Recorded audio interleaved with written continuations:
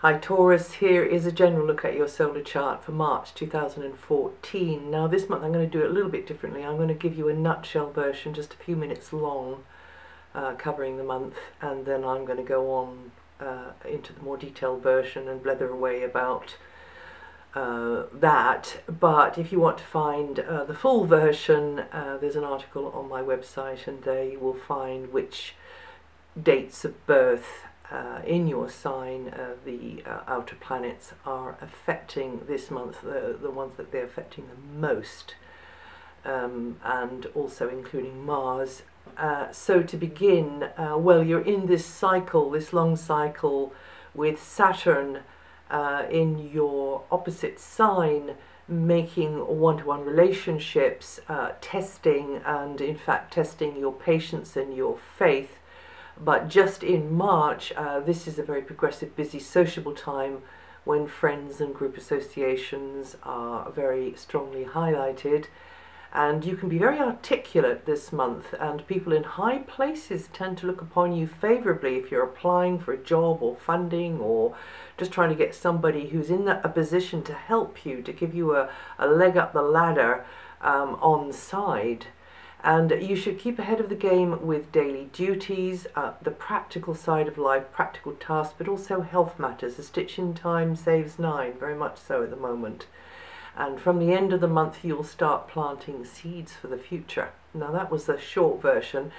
In more detail, there's a new moon on the 1st. In fact, there's two new moons this month. The first one is in Pisces, and that mixes well with Jupiter and Pluto, who are still at odds with each other. And for you Taurus, despite the general tendency to take things too personally, to dig your heels in, to hang on too tightly, if you were to just scrutinize your own story, then you might shift a little, you might loosen your grip a little, and probably you will gain more. In fact, this month, if you were to let go of one thing, it will probably preserve another thing which is of more value to you. But this resistance from others will cause this, this kind of little breakthrough, really, and you letting go. The new moon here signals that this could be a great time to progress into new things and connect with in a social sense, connect with group contacts, friends, people who have a common interest. Yes, it's very much, and that of course is to do with the internet as well, and anything with a kind of technological slant. Until the 21st, the solar energy makes it a very proactive phase when all this kind of thing, friendships, group gatherings, contacts, new ones, old ones, more involvement within some kind of community, some kind of collective could be a key feature. It's a very future-orientated phase when you could be working quite hard to achieve an aim which has maybe been on your mind, been in the sort of gathering dust in the corner for a very long time. And this could be because of a friend or a group connection, or indeed through a friend or a group. Networking and technology is highlighted, as I said before. Until the 18th, discussions, correspondence and ideas may revolve around short-term plans, longer-term considerations like where you're going from here in life, career,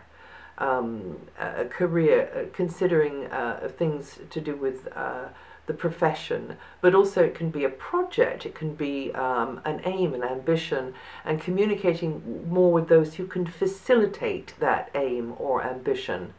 And like I said, you do have this very beneficent energy coming from Venus into that area after the 6th.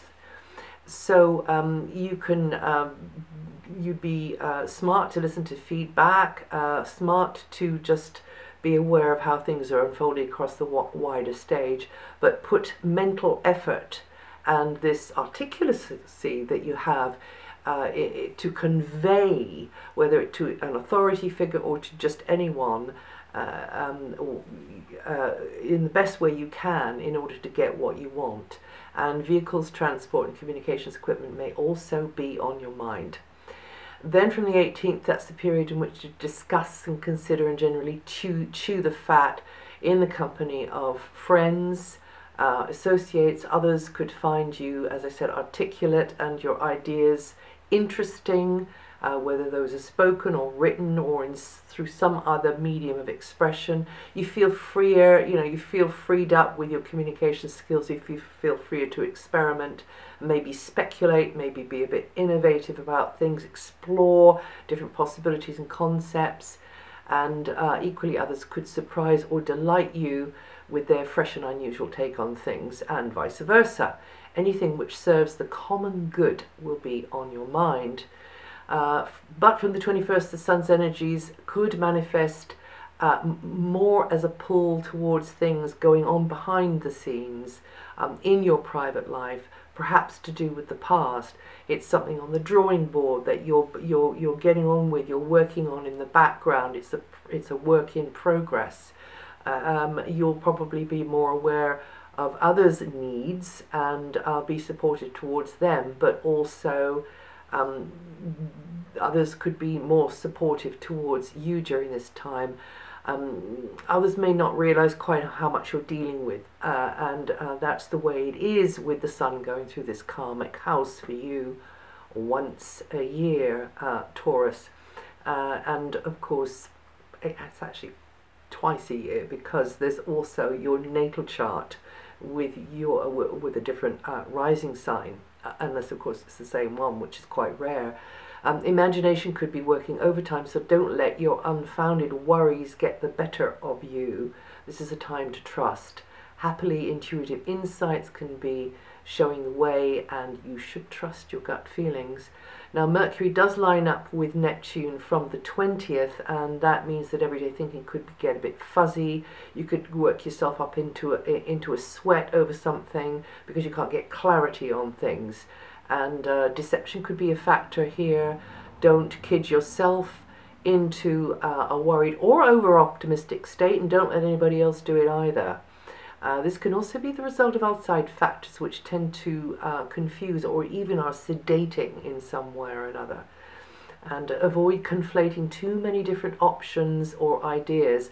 Now, on the upside, imaginative self-expression will be underpinned by this insightful and even mystical and very artistic Neptunian vibration. Venus completes her mega transit of Capricorn, where she's been in a really good angle to your sun sign. A key relationship could revolve around travel, someone at a distance, or you bond with someone who is at a distance, or from maybe a more academic or advice-giving sort of background or environment, and you yourself are more likely to connect with knowledge and expertise, and maybe you're sharing this knowledge and expertise with someone who you admire for what they know, and they also admire you, and others very much could be valuing you for your wisdom, your knowledge, your advice, your guidance. And this may be a good time as well for putting some kind of word out on a larger stage, whether that's speaking, writing, or in some other way, because publications and educational activities are emphasized by this transit here. You and someone could team up and travel together. Or you and someone together could be sharing a big learning curve. Now, Pluto is also in this sector, has been for many years, and will be until 2025. So for you, Taurus, you are deepening your understanding through academia, through educational pursuits, through travel, through pondering maybe different philosophies and religions and mental constructs, distilling the essence through your intellectual seeking, and finding that your understanding is growing, and your tolerance as well is growing, because there's this new depth of insight into these areas here. And whereas before maybe you were a little bit narrow, now this plutonic force is maturing you, and kind of cutting away maybe the sort of it's making it more radical, it's making it more real for you, and the rose-tinted spectacles fall away, and you begin to see how something or someone you idolized or had different kind of assumptions about before, how they really are, or how that culture really is, or cutting down to the very, very kind of bones of it. The current Saturn cycle is more challenging for your sign, and manifests as you're having to work much harder at balancing your point of view with that of others, and at times you're keenly aware of falling short of their standards, whether you agree with them or not, and you must aim at improvement. You must kind of cultivate people in a very step-by-step, inch-by-inch, gradual kind of way, and at other moments you might feel that another's demands or behavior is very inhibiting for yourself, it's very limiting, and clashes with your will. And this is a real growing up phase for you here, Taurus. Compromise, collaboration, people skills, cultivating certain relationships will have to be done in this slow way, but also will probably be a lot harder work for you. This aspect actually can make or break a relationship. Now, if it's making the relationship, then you will want very much to step into more commitment, maybe formalize a relationship, if it's a love relationship, or maybe even another kind of relationship, and take on more responsibility because of another. However, if it's breaking the relationship, then that's life. Give thanks for what you've learned. Try to not to hold a grudge, or to kind of keep playing the same kind of recording around in your mind all the time about everything that was wrong, and just move on. And you'll find out which parts of your sign that particular transit is affecting the most on my website. And then from the 6th, Venus, your ruling planet, she begins to create these more favorable circumstances in your area of career, or with just your aims, ambitions, your goals. There could be somebody there. It could be a female who very much facilitates you, and if it's not female, it's somebody that you just find a way to click with and get them on side. And whether they're socially above you or not, whether you mustn't feel inferior in any way, but this person who you can really do business with can be invaluable to your success and can facilitate your goals. And turn that around, you yourself could also be that powerful person who's facilitating and enabling somebody else to achieve their goals.